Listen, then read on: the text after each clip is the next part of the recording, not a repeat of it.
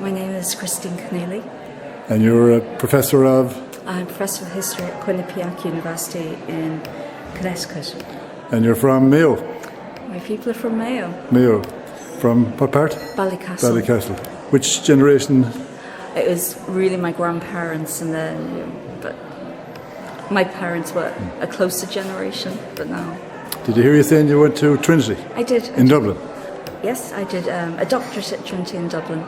What did you do the doctorate on at the time? In Irish history, and my topic of my dissertation was Irish workhouses from 1838 to 1862, and that's how I developed my interest in the Great Famine. And how did you get involved with the Westport letters?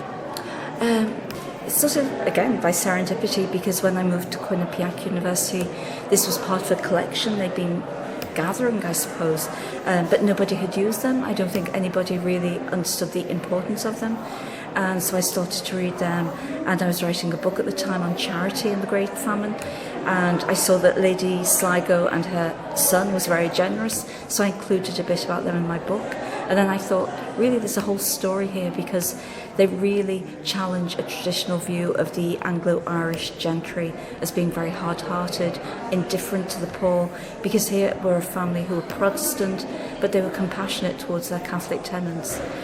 And were them letters locked away, or were they out in the open, or how did you find them?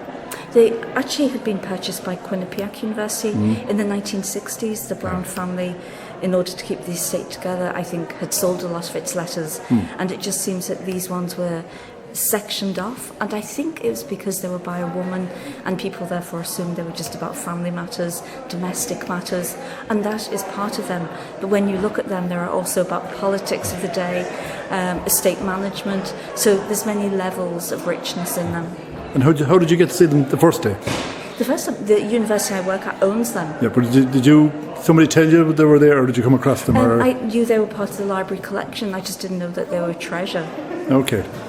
You said you done work on workhouses. Yeah. Did you ever come across anything about Westport? Of course I did. Yeah.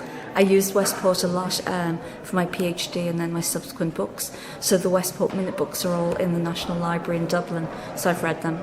So, and how many patients or inmates do they have, or what would you call them at the time? They were called inmates. Inmates, yeah. Not clients. Inmates, there's a whole language to do with the workhouse. I cannot remember, but what I do remember is that every workhouse in Ireland, in the west of Ireland, was full by the end of 1846.